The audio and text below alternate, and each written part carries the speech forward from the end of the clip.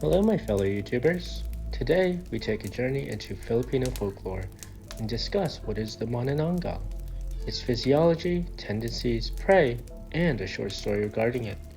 While talking about this particular Aswang, you will also be bombarded by a time-lapse of an art piece regarding the creature.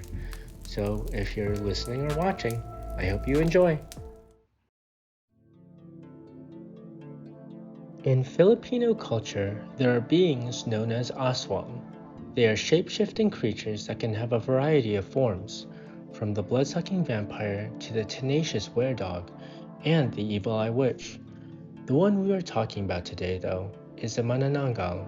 The Mananangaal derives from the word tanggal, which means to remove or separate, so Mananangaal means remover or separator, which in this context means that she is the one who separates oneself. This is accurate as the Manananggal is usually portrayed as a beautiful woman by day, but come nighttime separates herself from her lower body, becoming a terrifying predator who stalks the local neighborhoods for sleeping or unwitting prey. As stated before, the creature takes on a woman's appearance by day, but at night will split herself from her lower half. She then sprouts large bat-like wings and soars into the sky, with her intestines and spine dangling out of the hole she just made. This leaves the exposed lower half, her legs, to wander or lay about. This is important to note as one of the key ways to kill this creature is to actually pour salt into this exposed portion of the lower half, or to hide the lower half so that she cannot find it before sunrise. In horror movie classicness, when the sun comes out and she isn't connected, she dies. In several depictions of the Manananggal, it is shown that the wings actually replace her arms, while in others the wings sprout from the back of her body, still allowing her the use of her arms. The last thing of note regarding her physiology is her long, proboscis tongue, which she will use to drink the blood of her prey. Proboscis is a part of an animal that has an elongated sucking mouthpart that is typically tubular and flexible. Think of an elephant's trunk, but in the case of the Manananggal, it's her tongue. This is a good segue to its prey, which is usually any sleeping person, or in some brutal cases, pregnant woman. Attacking at night, it climbs through any openings into a house and usually makes a discreet opening with its mosquito-like tongue so as to not wake the target. It will then proceed to suck at the victim's blood, gorging on its essence and energizing and fueling itself for more hunts in the future. However, the most brutal trait the Manananggal are known for is their infant targets. It is said that they prefer pregnant women, as they can use their tongues to pierce the womb and suck the hearts out of the infant, leaving behind a husk of a body and lifelong trauma in their wake. Now that we have covered the what, why, and prey of the cryptid, let's listen to a short story regarding the creature so they can feel just how terrifying this creature can be. It was almost pitch black in my neighborhood as I walked down the worn stone streets to my family's home, with the only things lighting my way the stars above and some dimly lit bulbs hanging above on some electrical poles.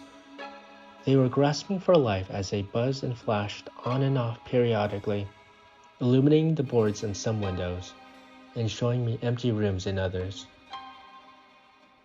I was walking back home from a tiring workday. The boss wanted to celebrate with everyone and treat his team to a fried chicken dinner which lasted much longer than I realized. And after a plethora of cheap beers, I realized I would need to walk home as I couldn't find anyone driving around.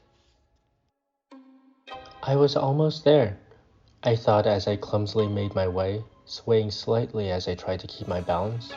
One more turn and I'll be home free. I make the turn and I can see my home, a two-story building considered a two-bedroom by American standards, with each room stacked on top of one another. This quaint home houses 4 people, including myself, and soon to be 5 as my family and I are waiting a newborn. Cramped is an understatement. However, looking at the state of the other empty houses in the neighborhood, I considered ourselves to be lucky. As I near my home, I do realize something. I can hear some weird noises coming from the upstairs window where we all usually sleep. It was unusual enough that it brought me out of my drunken stupor almost immediately, as well as bring the hairs on the back of my neck straight up. The weird noise had a pattern, a quick, violent tear of something, followed by a quiet squish and sloshing noise, as if something was spilling and getting drank up. I couldn't make any sense of the noise, but I knew I had to find out what it was.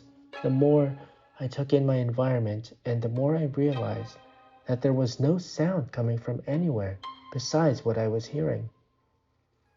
It was as if life itself was too afraid to make a noise in fear of attracting whoever or whatever was making this noise. I realized I needed to move and took one step towards my home, and then a flurry of noises rang out in an instant. A guttural scream came from my second-story window as a being leaped from it. Its bat-like wings unfurled and got bigger, bigger, way too big, as it soared into the sky making its wail, blood dripping from its claws and deformed mouth. I think I saw it look at me for a second, a tiny glint from an eye in the pitch-black sky, and then it was gone. My home's front door slowly swung open, a gaping maw that suddenly looked strange and distant, that once felt warm and inviting. I ventured inside into the darkness, dreading what I would find.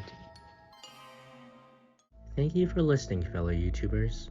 I'm a new channel that's focused on the lore of mysterious incidents, happenings, and creatures, both in the real and virtual world. If you liked the video, please consider liking it or subscribing. It would help me out so much to grow and develop more content like this. Till next we meet, stay curious, my friends.